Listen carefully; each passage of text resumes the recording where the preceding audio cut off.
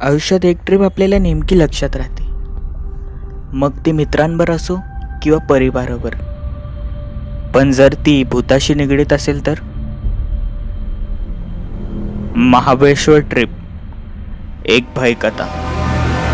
इकडे समीक्षा आणि तिची 2 मुलं, अथर्व आणि सार्थक, हे तिघही महाबळेश्वरला पिकनिकसाठी आले होते. खरं तर हे मध्यमवर्गीय 3 मजली हॉटेल हे त्यांनी बुक केलं होतं. म्हणजेच तिकडे खोली बुक केली होती. 4 दिवस त्यांचे फिरणे झाले. पण सार्थकला नेमकीच त्या हॉटेलमध्ये काहीतरी आहे असं जाणवत असे.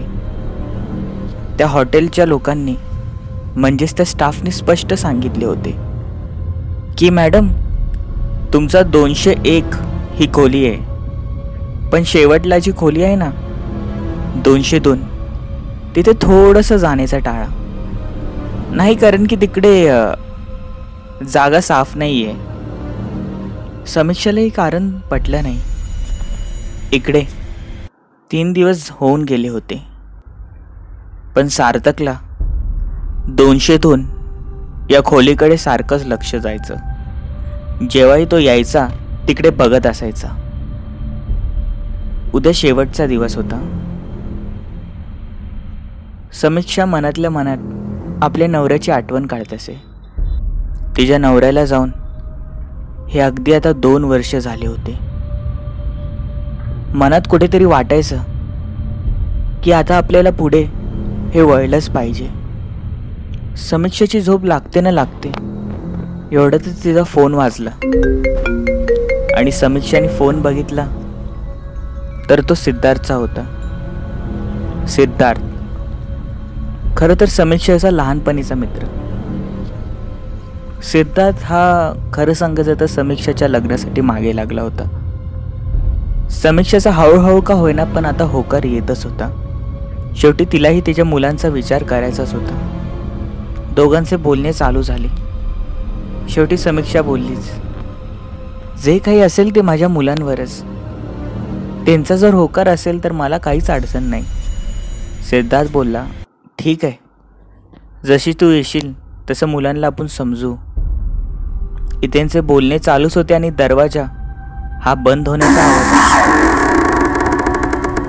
समीक्षाने मागे पाहिले तर अथर्व तर झोपला होता, पण सार्थक हा बेडवर नव्हता. बरं, मी तुला नंतर फोन करते, समीक्षा बोलली आणि ती सार्थकला शोधू लागली. सार्थक, सार्थक कुठे आहेस तू? ती त्या खोलीच्या बाहेर आली आणि आजूबाजूला शोधू लागली. सार्थक तिला दिसत नव्हता, पण तिची सहज नजर 202 या खोलीवर गेली. तिने पाहिले तर तिकडचा दरवाजा हा उघडाच होता. ती आतमध्ये गेली आणि तिने पाहिले तर सार्थक तिकडे बेडवर बसून एक हास्य देत होता. समोरच एक लाकडी खुर्ची होती. तिकडे बघून, सार्थक, अरे वेडा आहेस की काय? असं कोणी येतं का रात्रीचं? सार्थकला ती ओरडू लागली. सार्थकला ती जोर जबरदस्तीने घेऊन गेली. 14 दिवसही संपला आणि सार्थक शेवटी हॉटेलमधनं बाहेर जायला निघाला. हो मॅम, थँक्यू, पुन्हा नक्की या, हॉटेलमधले स्टाफ बोलले. पण शेवटी समीक्षा बोललीच, तुम्ही तर बोलला होता की 202 ही फार खराब खोली आहे. काल मी गेली होती तर फार चांगली होती ती. मग खोटं का बोलला? एवढा प्रश्न हा समीक्षाने केलाच होता. हॉटेलच्या स्टाफवर जणू एक भीतीचं संकट कोसळलं होतं. सगळे भयभीत नजरेने तिला पाहू लागले. त्यातलाच एक स्टाफ मेंबर बोलला, मॅम, तुम्ही कशाला गेला होता तिकडे आणि दरवाजा कसा खोलला? त्यातच समीक्षा बोलली, कसा खोलला म्हणजे? अहो, तो उघडाच होता, माझा मुलगा गेला तिकडे. हे उत्तर ऐकून सगळे स्तब्ध झाले. त्यातच एका स्टाफ मेंबरनी विषय बदलला, बरं मॅम, ठीक आहे, पुन्हा नक्की या. सगळ्यांचे हावभाव अचानक बदलले होते. समीक्षेला काही समजत नव्हते. त्याच दिवशी ते मुंबईला परतले. पण त्या दिवसापासून सार्थकचे वागणे हे बदलले होते. जो सार्थक आधी मस्ती करत होता तो आता शांत शांत बसू लागला होता. पण हो, अथर्वने आणि समीक्षाने बघितले होते की सार्थक सहज कुठे ना कुठे बघून हसत असतो. शाळेत जाताना त्याच्या आईला तर हात दाखवत नाही, पण मागे बघून घरात कोणाला तरी हात दाखवत असतो. इकडे कुठेतरी समीक्षालाही खात्री होती, कारण की सिद्धार्थ सार्थक आणि अथर्वच्याही जवळ होता, म्हणून तेही होता होकार देतीलच, शेवटी मुलंच ते. इकडे सिद्धार्थनी तिघांना एका हॉटेलमध्ये नेले. जेवण वगैरे चालू झाले आणि समीक्षाने तो विषय काढलाच. सार्थक, मला एक सांग ना, तुम्हाला सिद्धार्थ हे बाबा म्हणून आवडतील? अथर्वने मागून प्रश्नाचं उत्तर दिले. बाबा? हो ना, आम्हाला तर नक्की आवडतील सिद्धार्थ अंकल बाबा म्हणून. सार्थक इकडे खाली बघत होता आणि अचानक बोलला, हा सिद्धार्थ हा माझा बाबा बनणार. हा आवाज वेगळा होता. त्यातच समीक्षा बोलली, सार्थक अरे काय बोलतोयस तू? सार्थक बोलला, हे बघ समीक्षा, मला माझा बाबा वगैरे नको, आलाय तसा याला परत पाठव. असं उत्तर ऐकून समीक्षाही चिडली. समीक्षा त्याच्यावर हात उचलणार तेवढ्या सिद्धार्थने थांबवले. पण इकडे सार्थक बोलला, बघ कसा ढोंगीसारखा वागतोय. मनात तर राग आला असेल, पण तुझ्या समोर. पण समीक्षाने त्यावेळेला नेमकी एक वाजवली. पण सार्थक इथे क्रूरपणे हसू लागला. हॉटेलमधले सगळेजण त्याच्याकडे पाहू लागले. तिथेच त्यांनी तिला उचलला आणि घरी घेऊन आले. सार्थक अरे काय ही बोलण्याची पद्धत? घरी येताच समीक्षाने त्याला खूप झाडले. दिवस बदलत गेले आणि हळूहळू सार्थकची तब्येतही खराब होऊ लागली. पण आता समीक्षालाही असे वाटू लागले की सार्थकच्या आजूबाजूला कोणी ना कोणी आहे. जेव्हा सार्थक हा आपल्या खोलीमध्ये असे तेव्हा कोणी ना कोणी त्याच्याशी बोलतंय असा हळूचपणे आवाज येत होता. असे वाटत होते की कोणतरी पुरुष हा त्याच्याशी बोलत आहे. जशी समीक्षा त्या खोलीमध्ये जायची तर तिथे कोणीच नसायचे.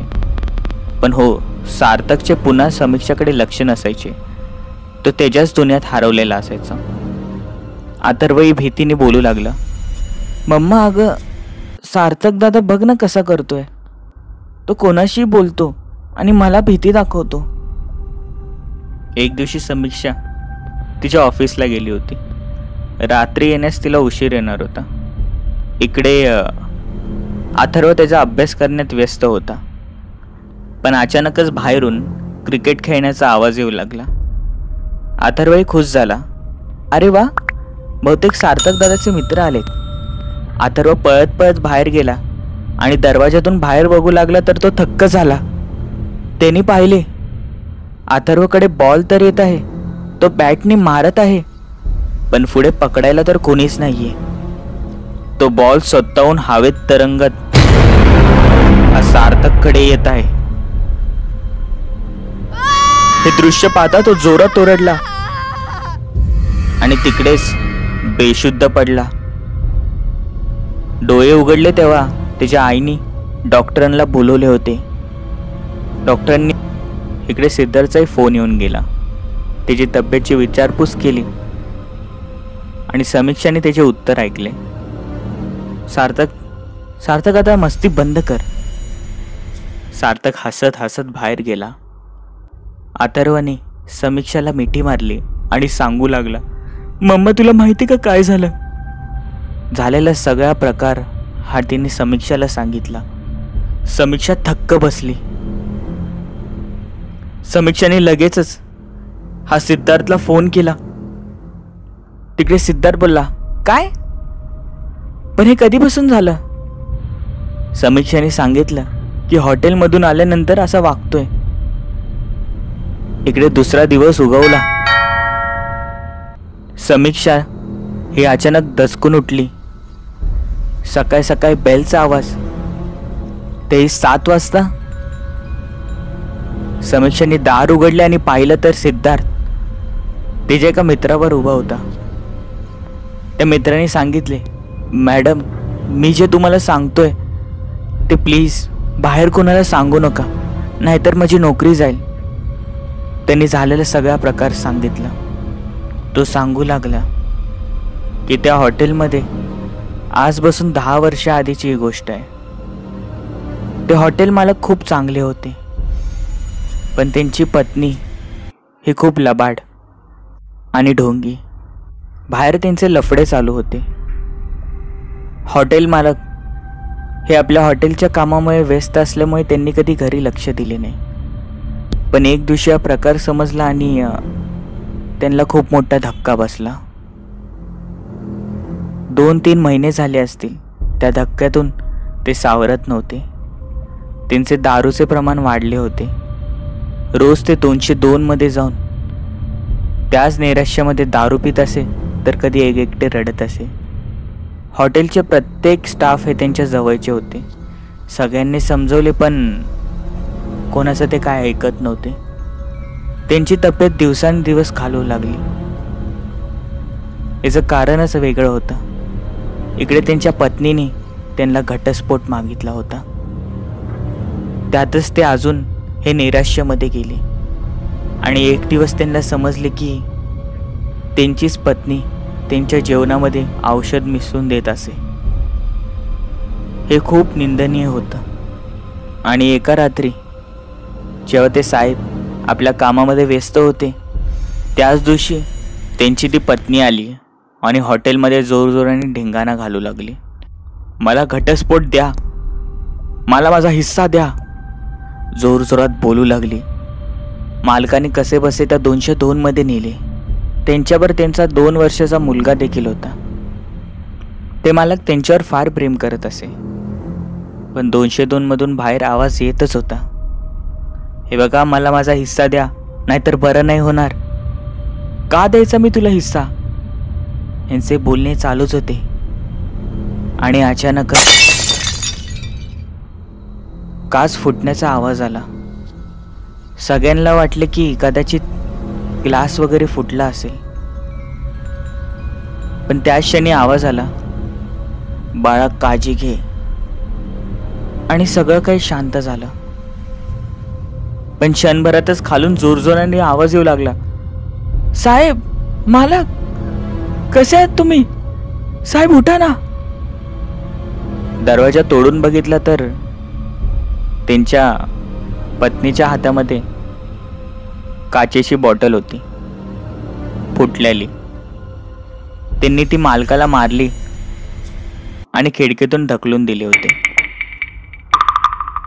तेवढे क्रूर होते की स्वतःच्या मुलाला देखील त्यांच्या डोळ्यासमोरच मारले. पोलिसांनी तिला पकडले, पण महिले उलटले आणि हळूहळू 202 मध्ये त्यांचे अस्तित्व जाणून देऊ लागले. हॉटेलच्या वस्तूंवर त्यांचं फार प्रेम होतं. आता ते हॉटेल त्यांचा भाऊ चालवतो. पण हो, 202 हा पूर्णपणे बंद केला होता. तुम्ही कसं काय उघडला? आणि समीक्षा थक्क झाली. समीक्षाला समजले की हा काय प्रकार आहे. समीक्षा पळत पळत आतमध्ये गेली आणि तिने पाहिले की सार्थक हा अथर्वला हवेत तरंगवत होता. अथर्वने आपल्या गळ्याला हात लावला होता आणि जोरजोरात ओरडत होता, मम्मा सोडव मला, मम्मा. त्यावर तो मागून आलेला स्टाफ मधला मेंबर बोलला, मॅडम, वेळ फार कमी आहे. हे जी काही वस्तू होती का जी त्यांनी तिथून आणली होती? समीक्षा आठवू लागली आणि तिला आठवले की एक किचन होते जे त्या खोलीतून त्याने आणले होते. समीक्षा ती शोधू लागली.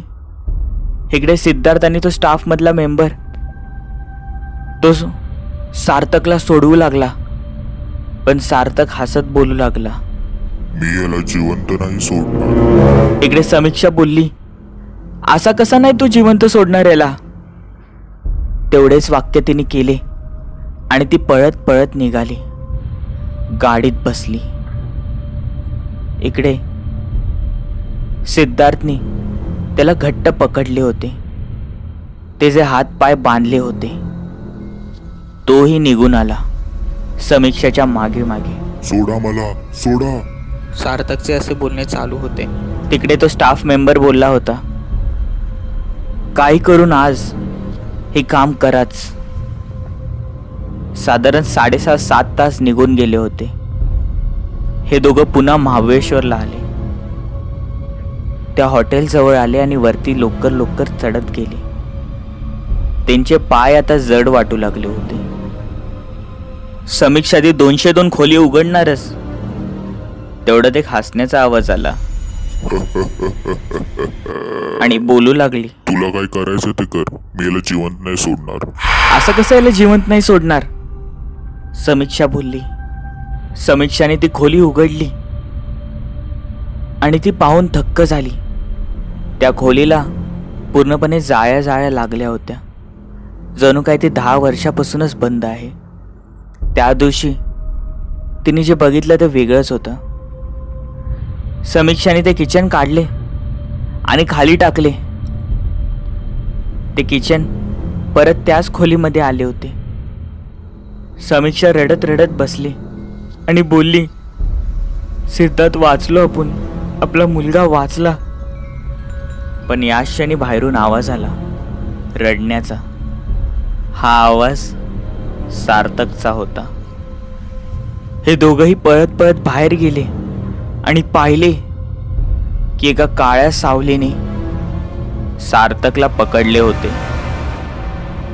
त्यांच्याकडे बघून हसत होती आणि बोलू लागली, तुम्हाला काय वाटलं मी याला जिवंत सोडणार? तेवढ्यातच सिद्धार्थला एक कल्पना सुचली.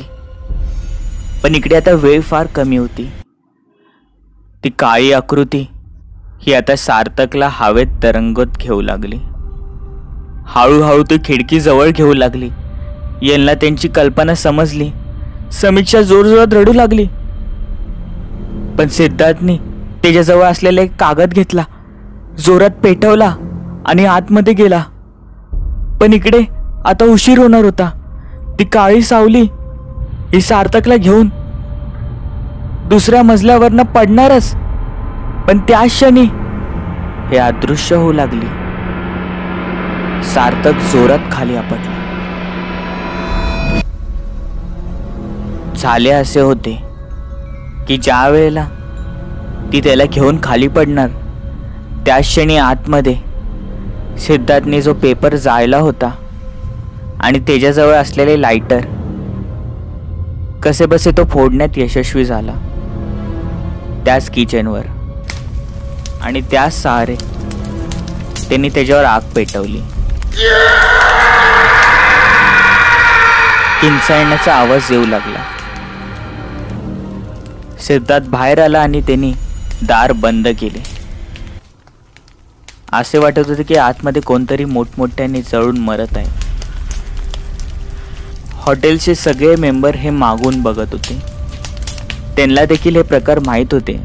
त्यांच्या जीवावर बेतेल म्हणून ते लांबूनच पाहत होते. सार्थकला काही क्षणात जाग आली. तो आधीसारखा बोलू लागला. समीक्षा तिकडे रडू कोसळले. फोन वाजला आणि ते स्टाफ मेंबर बोलला, साहेब काय झालं? झालेला सगळा प्रकार सांगितला. त्याने सांगितले की अथर्वही आता बरा आहे. या दोघांचे आता लग्न झालेले आहे. आता हे चौघही फार खुश आहेत. पण हो, 202 खोली आता कायमची पूर्णपणे बंद केलेली आहे, एक्स्ट्रा लॉक लावून. महाबळेश्वर ट्रिप या चौघांच्या कायमच स्मरणात राहणार आहे. कथा कशी वाटली? आवडली असेल लाईक, नसेल आवडली डिसलाईक. तुमचे काही कथा अनुभव असतील तर डिस्क्रिप्शनमध्ये दिलेल्या मेल ID वर, फेसबुक ID वर आणि इंस्टाग्रामवर मला नक्की शेअर करा. चॅनलला सबस्क्राईब करायला विसरू नका. बेल नोटिफिकेशन नक्की दाबा. भेटूया पुढील भागांमध्ये.